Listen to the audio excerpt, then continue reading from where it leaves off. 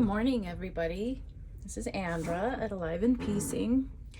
This morning, we are working on a project that I am starting, and it is going to take a long time. It is going to be a long time in the making. It is a Christmas quilt that I call Visions of Christmas, and so it's going to have, I don't know yet, 12 to 16 blocks that each are going to be a 12-inch square when finished. So this is my first one. It's a plate of cookies. Lots of pieces in this block. As you can see laying here beside me, I have all of those cut out already, and it is going to be what you might call a tedious or complicated block. But I'm really hoping that eventually I'll get the overall quilt done and it will be fabulous. So a couple of things this morning. I'm going to start with the easiest pieces. I have everything cut out. I'm going to start with the chocolate chip cookie here and the sugar cookie, and I'm going to start by putting these corners on. So I wanted to show you a couple of ways you can do that. You can take the red corners and draw a line, diagonal line from corner to corner. This is how I do all my half square triangles. Draw your line, and I usually just use pencil. You can use a fading marker of some kind if you'd like, friction pen that irons off. You just want to make sure you've tested it and know that it's going to wash out of the fabric. So you can draw a line and place that on the corner, and then you sew on that line, and then this is going to be cut off, and I will put that in the trash. Some quilters save it, but unless it's going to be at least a 2-inch square when I get it done, I'm not going to bother saving that. So you can do it this way. Just do corner to corner, sew it on the machine. And I try to do string piecing on my machine so you don't have a bunch of thread to cut. Okay. Another way I prefer to do these corner to corner blocks, that's a big time saver. A lot of people hesitate to do anything to their sewing surface, but I want my sewing surface to work for me. So I don't think you can see it, so I'm going to draw a fresh one. I line up a ruler with my needle, make sure it's straight, and just take a Sharpie and draw a line from as close to my needle as I can all the way down my clear sewing surface. And if I'm doing bigger ones, I just keep on going out. Now again, like I said, a lot of people hesitate to do anything to their sewing surface, but I want mine to do what it needs to do. So then I will rub that Sharpie to make sure that the wet comes off. So until it's clean and it's not going to rub off on my fabric. And then you don't have to draw the diagonal on the back. You line up your corners, and then you line up your corners on that line. And as long as you put that one at the needle and this bottom one, keep it on the line, you have a straight seam. And so that is how I prefer to do my corner to corner seams. Doing all of those around the 4 corners of the sugar cookies, and then we'll do the next step. And I'm turning it back on here so you can see I'm in the experiment stage of this block, and I am not liking how large these squares are, because when I fold them back, they're basically going to be a square cookie. So that's not okay with me. So I've got to go back to the drawing board with these squares and cut them down a little bit.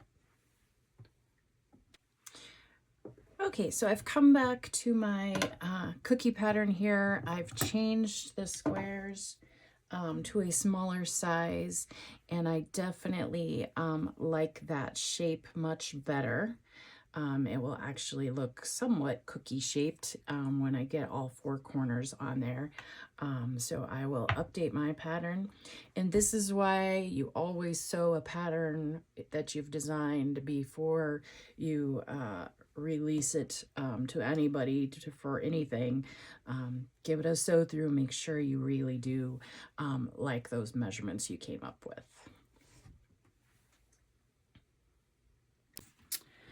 So here's one of the hardest parts about this pattern is that you're working with some tiny little pieces. See, the corners around the gingerbread man's head are going to be these little 1-inch squares. Now I can do them just the same as I do the other ones, but you got to be really careful to hold it so that it doesn't shift, because that 1-inch square is tiny. These are the gingerbread man legs, and on the sides I've used the 1.5-inch square, but on the very tip where the feet are, the bottom of the feet here gets a tiny little square. And I am going to go ahead and press these back before I sew on that little square for you to see, but it gives it more, makes it more of a rectangle and less of a square when you're doing that one together. So you've got to be careful working with those tiny pieces. Okay, on the gingerbread man legs, I have corrected myself on the size of this corner because it was not big enough to catch the seam. But so there they are. Each of these are the same size square in the corner, and you can see one of the things I've done. Usually when you do a half square triangle and you flip it back, you cut off the excess. But when you're dealing with pieces this small, if you leave that excess there, it gives some stability to the small pieces. Now that will be a little bit thicker in your quilt when you're quilting. And so if you had a bunch of corners meeting together, that would be an issue as well. But on these, I'm not going to have that many corners that are working together. So there's the little gingerbread man legs. I'm working on the head here as well. I think I'm going to stick with these tiny squares for the head. I will have to see once I'm starting to put it together if they are too small once I get that seam allowance in, but I think it's gonna be all right. Okay, so I'm starting to try to get my plate of cookies put together, and it is kind of a puzzle piece. So I'm making sure that I get all the units that have to go together first. Where I have folded back and left the corners, when I sew those pieces together, I've pressed those seams open to keep them from getting any bulkier than they already are. So that one I didn't worry too much about, but these, where it was starting to add up, I pressed those open. So again, just trying to get some of these units put together, and hopefully we'll come up with a plate of cookies here in a minute. Okay, so just before you get to this step, you're deciding that you think you like applique a lot more than you originally thought. But then you get it to this step and you're like, oh, maybe it's all gonna come together.